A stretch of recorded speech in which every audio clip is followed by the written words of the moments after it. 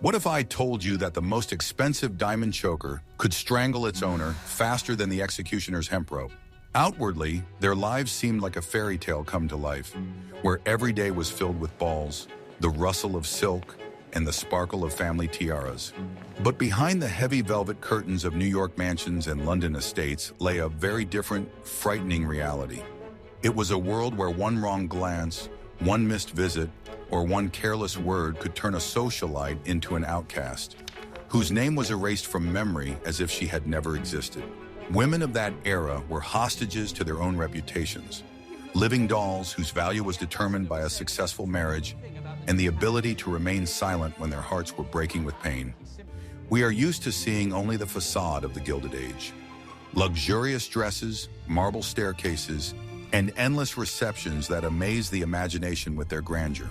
Watch the video to the end, and you will learn how one fatal mistake could destroy a centuries-old dynasty and why wealth became the cruelest curse for these women. Are you ready to learn the truth about how a simple piece of paper could destroy a person's life without a single shot being fired? At the end of the 19th century, New York society lived by cruel and unbreakable rules set by one woman, Mrs. Astor. She created the famous 400 list, which included only those who, in her opinion, were worthy of being in the ballroom of her mansion. Getting on this list guaranteed social status, respect, and a bright future for the children of the chosen lucky ones. But not being on it was tantamount to social death, turning the richest people into invisible beings who were ignored even by their own servants. Every morning began with anxious anticipation of the mail, when the butler brought a stack of invitation envelopes on a silver tray. Women would search through the thick paper with bated breath, looking for the coveted coat of arms that would confirm their right to exist in this world. If there was no invitation to the main ball of the season, it meant the collapse of all hopes and complete isolation from society. Preparing for the ball, if an invitation did arrive, turned into an exhausting marathon that lasted for weeks and required superhuman efforts. Dresses were ordered from Paris for fabulous sums of money, and each fitting lasted for hours while seamstresses adjusted the corsets to such an extent that it became almost impossible to breathe.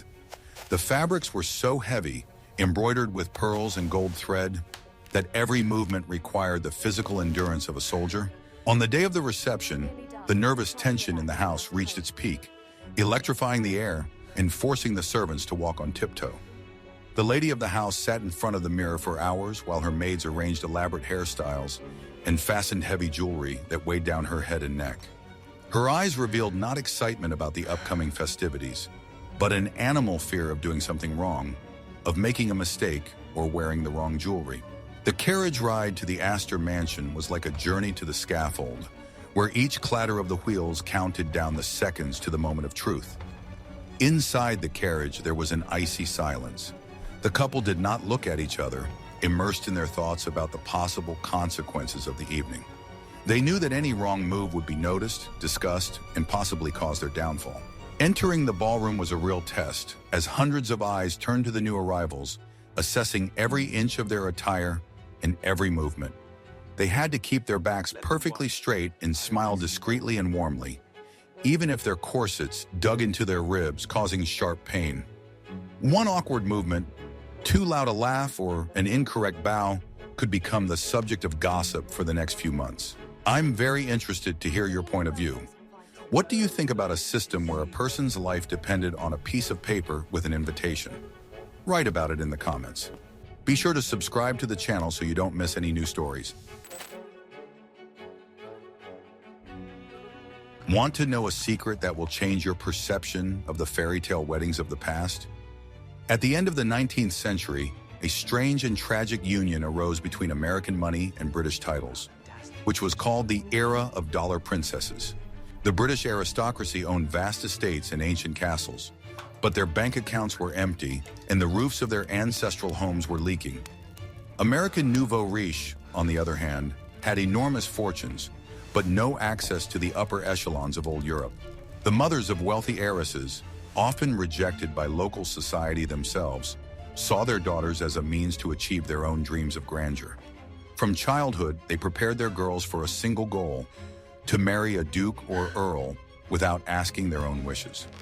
Love, affection, or shared interests were irrelevant in these deals, where titles and millions were at stake. The most famous victim of such ambitions was the young Consuelo Vanderbilt, whose marriage to the Duke of Marlborough became a symbol of this era. She was in love with someone else, but her mother, the iron-willed Alva, locked her daughter in her room and threatened to kill herself if she did not agree to the marriage. The girl, broken by her mother's psychological pressure and hysterics, was forced to obey, sacrificing her happiness. The morning of the wedding, which was supposed to be the happiest day of her life, turned into a real nightmare for the bride. She cried so much that her face swelled up, and the makeup artist had to apply a thick layer of powder to hide the traces of her hysterics. Hidden under a luxurious veil were eyes red from crying, full of despair and hopelessness in the face of the impending inevitability. The wedding dress was incredibly beautiful, but so heavy that the bride could hardly move without help. This outfit was a metaphor for her future life, luxurious, glamorous, but unbearably heavy and restricting her every movement. She walked down the aisle not as a happy bride, but as a victim being led to slaughter for the sake of her family's ambitions. The cream of society gathered in the church, eager to witness the triumph of the Vanderbilts' money and the Marlboroughs' ancient bloodline. None of the guests wanted to notice the bride's pallor or the cold detachment of the groom, who was also marrying solely for money. For the crowd, it was simply a magnificent show, a performance staged against a backdrop of white lilies and marble. After the ceremony, life began in the huge, cold Blenheim Palace, where there was no place for comfort and warmth. The young Duchess found herself in a foreign country, among people who looked down on her as a wallet that had bought her entry into their world. She had to learn hundreds of rules of etiquette, memorize the names of all her husband's ancestors, and give birth to heirs to justify the investment. Do you think preserving historical heritage justifies such sacrifices on the part of living people? In the next chapter, you will learn what women had to do to escape this hell. What I am about to reveal was forbidden to discuss in polite society under threat of exile. At that time, divorce was considered not just a legal procedure, but an indelible stain of shame that would follow a woman for the rest of her life. The church, society, and even her own family perceived the dissolution of marriage as a moral fall equal to a crime. A woman who decided to take this step effectively signed her own death warrant, voluntarily becoming a pariah.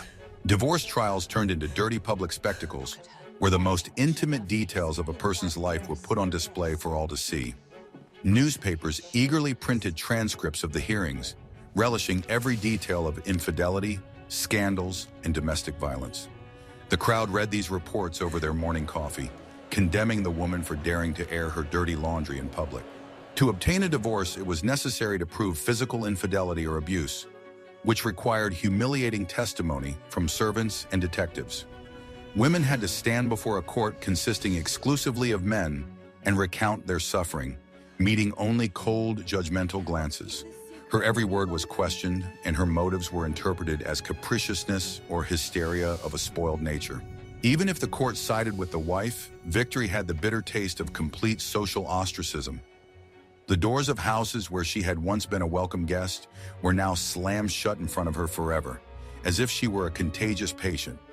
Former friends crossed to the other side of the street, pretending to be engrossed in window shopping or adjusting their gloves. A divorced woman could not appear at official receptions, balls, or in the royal box at the opera. All that remained for her was the company of other outcasts or a life of seclusion behind the closed curtains of her home.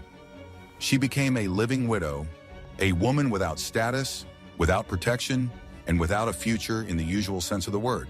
Many, unable to withstand the pressure and isolation, left for Europe, trying to find at least a modicum of freedom and understanding there. In Paris or on the Riviera, morals were a little freer, and entire colonies of American and English exiles formed there. But even there, the shadow of scandal haunted them, and the whispering behind their backs never ceased. Like this, if you admire the courage of women who are willing to go against the system for their own freedom. Guess how long it took to create an invisible front line right in the center of New York City? The opera during the Gilded Age was not just a temple of art, but a real battlefield where old money fought new money. The old aristocracy, the so-called Knickerbockers, owned boxes at the Academy of Music, the city's oldest and most prestigious theater. Having a box there was the highest mark of recognition, confirmation that your blood was blue enough and your money was old enough. But the number of seats was limited, and new millionaires such as the Vanderbilts and Morgans could not get in for any amount of money. They were denied the right to sit next to the descendants of the first settlers and were shown to their seats in the stalls. This was a public insult that the ambitious wives of industrialists could not forgive or leave unanswered. So the new money decided to build their own theater, one that would outshine the old Academy with its glitz and glamour. Thus, the Metropolitan Opera was born, a shining temple of wealth where the boxes were arranged so that their owners could be seen by all. It was an architectural challenge thrown in the face of the stuffy old society, a declaration of new power. On premiere nights, a veritable war of diamonds and velvet unfolded in the city. The ladies at both operas competed to see whose tiaras were taller, whose necklaces were more expensive, and whose dresses were more luxurious. They looked at each other through binoculars, not out of interest, but to assess their opponent's armament and find flaws. The Metropolitan Opera was like an exhibition of capitalist achievements, where every inch was covered in gold. Women sat in their boxes like precious stones in settings, displaying their husbands' wealth to the whole world. There was more light, more glitz, and more noise here than in the old dusty Academy. At the Academy of Music, on the other hand, there was an atmosphere of restrained arrogance and contempt for the nouveau riche. The ladies there wore family jewels, which may have been less impressive in size but had a history spanning several generations. They pretended not to notice the existence of the new theater, even though they knew perfectly well that their era was coming to an end. The battle was not for life, but for death, and the weapons in it were invited stars and famous tenors. The Metropolitan lured the best singers with huge fees, leaving the old opera with second-rate casts. It was a blow to the most sensitive spot, the quality of art, which the old elite supposedly defended. Are you ready to find out what price this outward victory cost each woman in her personal life? In the next chapter, you will learn what was hidden behind their bedroom doors. Behind the walls of noisy ballrooms and opera houses lay a world of quiet, darkened rooms, permeated with the smell of medicine and lavender. Women who could not withstand the frantic pace of social life and constant pressure often found themselves locked in their own bedrooms. Doctors of the time diagnosed them with hysteria or nervous exhaustion, prescribing rest as the only treatment. The famous rest often turned into a real prison, where the patient was forbidden to read, write, or even think. Women had to lie in bed for weeks, staring at the ceiling or the patterns on the wallpaper, slowly going mad with boredom. They were given fatty foods and massages, but were deprived of the most important things: intellectual stimulation and lively conversation.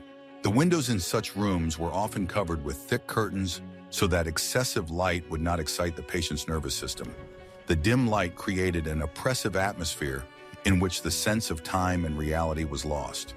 The days merged into an endless gray streak, interrupted only by visits from the doctor and the arrival of the maid with a tray. Husbands rarely entered these rooms, preferring to live their active lives in offices and clubs. A sick wife became a burden, an uncomfortable reminder that the beautiful picture of the family had cracked. Her condition was attributed to female weakness, unwilling to see the real reasons: lack of self-fulfillment and freedom. Many women in such conditions began to feel like heroines of Gothic novels, locked in a tower. Their creative energy, finding no outlet, turned inward, giving rise to anxiety, depression, and obsessive thoughts. They became shadows of themselves, pale ghosts gliding through the corridors of huge houses. This quiet tragedy took place in thousands of wealthy homes, remaining invisible to the outside world. What if I told you that there was not a single corner in these houses where one could truly be alone? The luxurious mansions of the Gilded Age were designed like complex mechanisms, where the lives of the masters were inextricably linked to those of the servants. Behind every door, behind every curtain, and in every corridor were invisible witnesses to all the family dramas. Footmen, maids, cooks, and butlers knew absolutely everything about their masters, from financial problems to secret love affairs. The servants moved silently around the house, using special staircases and hidden passages in the walls. They appeared in rooms as if out of thin air to stoke the fire in the fireplace or clean up spilled powder. This created the illusion of their absence. But in reality, they were always nearby, absorbing every word and every glance. The mistress of the house could not even get dressed without help, standing in front of her maid in her underwear. This intimate closeness blurred the boundaries, making the maid the keeper of her mistress's most intimate secrets of body and soul. She saw the bruises that needed to be covered up and read the notes that needed to be burned. Conversations at the dinner table, conducted in the presence of the footman, instantly became public knowledge. The servants discussed their masters with brutal candor, analyzing their quarrels, betrayals, and failures. In the basements and attics where the servants lived, an alternative history of the family was being written, often more truthful than the official one. Blackmail by former servants was a real threat to the reputation of any noble family of that time. A dismissed maid could sell her story to newspaper reporters who were happy to pay for juicy gossip from high society. Therefore, employers were often forced to tolerate negligent or insolent servants in order to keep their secrets safe. There was a whole network of information exchange between servants from different houses, a kind of underground telegraph. The Vanderbilt's butler could know about the Astors' plans before the Astors themselves announced them officially. Gossip was passed on through suppliers, coachmen, and laundresses, instantly spreading throughout the city.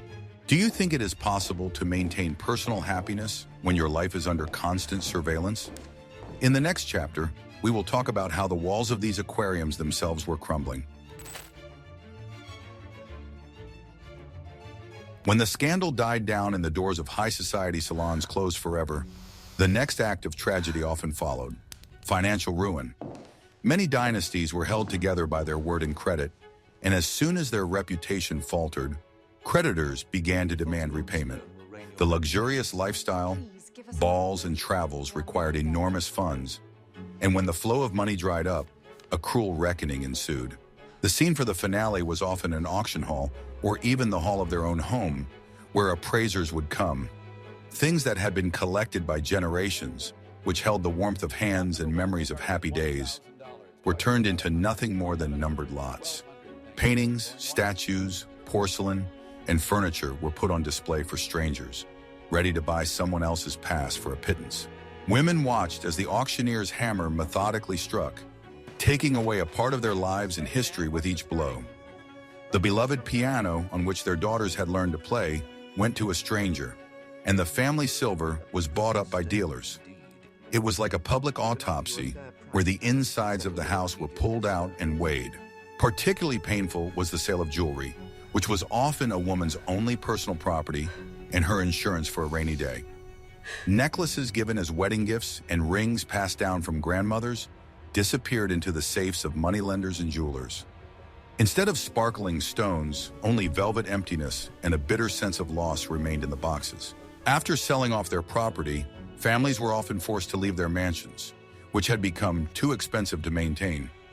Moving to a modest apartment or hotel was not just a change of address, but a symbol of falling to the bottom of a society. Passing by their former homes, they saw unfamiliar lights and silhouettes in the windows, which caused them unbearable pain. Men in such situations often found solace in alcohol or ran away altogether, unable to bear the shame of bankruptcy. The entire burden of organizing a new life, dealing with creditors, and caring for children fell on the shoulders of women. They had to learn to save every penny, mend old dresses, and deny themselves everything they had been accustomed to since childhood. The collapse of the material world sometimes became the beginning of a spiritual rebirth, although the path was strewn with thorns. In the shadow of the glamorous mistresses of the mansions, there were often inconspicuous figures whose fate was perhaps the most tragic. These were the poor relatives, unmarried aunts, cousins, or widowed sisters who had no means of their own.